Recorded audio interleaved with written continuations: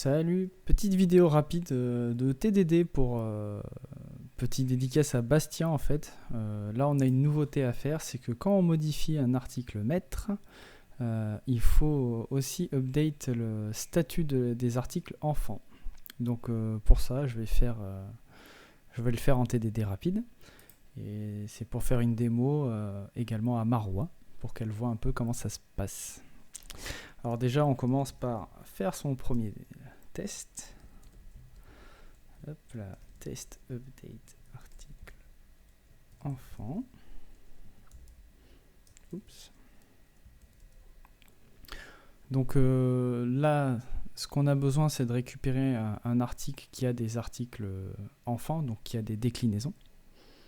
Alors pour cela, je vais un peu tricher, c'est-à-dire que je vais prendre des articles enfants. Hop. Et là, je prends le premier. Et en fait, avec cet article enfant, je peux récupérer l'article maître directement. En faisant ça. Hop là, article parent. Donc là, j'ai mon article parent. Bon, on le sait, si j'utilise un métier article, le métier article a une fonction qui permet d'update l'article. Donc, je vais lui mettre l'article parent en current. Hop. Et donc là, je fais mon update. Donc là, j'ai juste besoin d'update le statut et je vais le mettre à 1. Et là, du coup, mon test, ça va être un peu le même test qu'il y a au-dessus. C'est-à-dire que là, je fais un test sur le libellé et je refresh mon article. Donc, c'est-à-dire que je vais récupérer les informations en base de données et je vérifie que les valeurs que j'ai sont égales.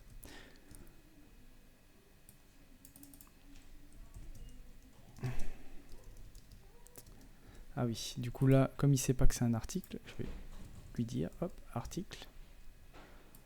Et là, je fais un get id statut article. Là, en théorie, ça c'est le fonctionnement qui est de base. Donc, normalement, si je lance mon test, je ne devrais pas avoir d'erreur.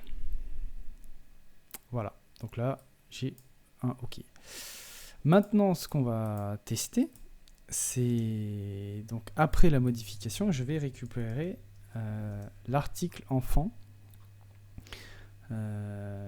Donc là, comment expliquer, c'est que là c'est une entité article enfant, mais moi ce que je veux c'est l'article, c'est l'objet article. Donc ce que j'ai remarqué tout à l'heure, c'est que ici j'ai article. Donc en fait article qui me donne l'entité article de l'article enfant. Et en gros, pour être sûr que je récupère bien celle de la base de données, je vais faire ça. Tac, voilà.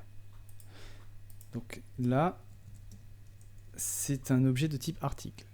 Et ce que je vais faire, en fait, je vais faire la même chose que là, sauf que là, c'est mon article enfant que je vais vérifier le statut. Et là, normalement, comme j'ai pas fait de code pour gérer ce cas,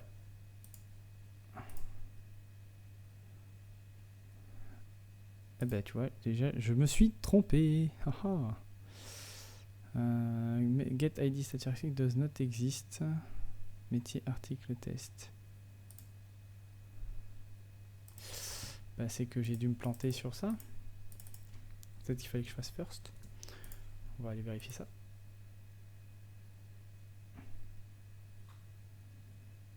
Voilà. Donc c'est bien ça. Donc il fallait que je récupère le premier article. Donc c'est parce que ça doit être un... Voilà, c'est un belongs to. Donc en fait, ça peut retourner un tableau. Alors, mais on sait qu'il n'y en a qu'un dans la base de données. Donc je vais revenir à mon test. Donc là, on est d'accord, le statut, il est toujours à 0. Donc ça veut dire que ça n'a pas pris en compte ma modif. Du coup, maintenant ce que je vais faire, c'est que je vais modifier ma fonction pour qu'elle fasse ce que je veux. Alors ici, je sais que je peux récupérer les articles enfants car j'ai une fonction getRelated qui me retourne les articles enfants. Et là, facilement, on peut faire un article enfant as article enfant au singulier. Et là,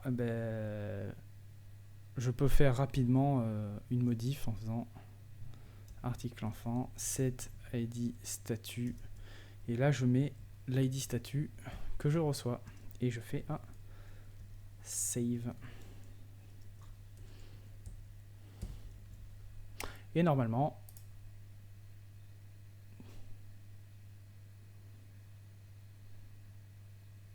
alors je pense que c'est un peu long parce que j'ai dû récupérer un objet qui a plein d'articles enfants. Et voilà, j'ai mes tests qui ont fonctionné.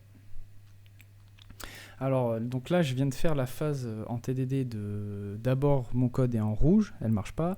Là, elle passe au vert et maintenant on passe à la refacto. Ce qu'on peut faire pour refacto ça, c'est qu'on peut passer directement par un métier article enfant. C'est-à-dire qu'en gros, je fais un new métier article, mais là, je vais l'initialiser avec l'objet, avec l'article qui est enfant. Tac. Et du coup, là, je peux faire un update article. Alors, pourquoi je fais ça ? Déjà, c'est de la refacto, donc le code est plus propre, parce qu'on ne sait jamais, peut-être que dans update article, je vais avoir des contrôles supplémentaires en fait dans mon métier. En fait, on appelle cette fonction là, mais sur l'article enfant, donc là on vérifie si c'est nul, mais il se peut que plus tard on fasse des modifs où il y aura d'autres contrôles. Donc là je peux faire un update article, et nous ce qu'on veut c'est juste gérer le cas du statut. Mais rien ne nous dit que plus tard on n'aura pas envie de modifier le libellé et la référence des articles enfants en fonction du parent. Donc c'est pour ça. Ça se fait de la refacto, voilà, le code est toujours lisible. Je pourrais rajouter des commentaires et expliquer que là, j'initialise un métier article avec mes articles qui sont des déclinaisons finalement. Et ce que je peux faire aussi, c'est que là, je peux rajouter un log pour dire je vais dire qu'il y a articles enfants qui vont être mis à jour par exemple. Et hop, là je dis article enfant count. Voilà. Et voilà, et du coup je peux relancer mon test parce qu'une fois qu'on fait de la refacto, on relance les tests pour vérifier que le test n'est pas pété.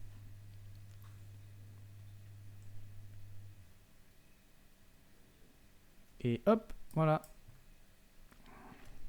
Eh bien merci d'avoir regardé la vidéo et puis à la prochaine.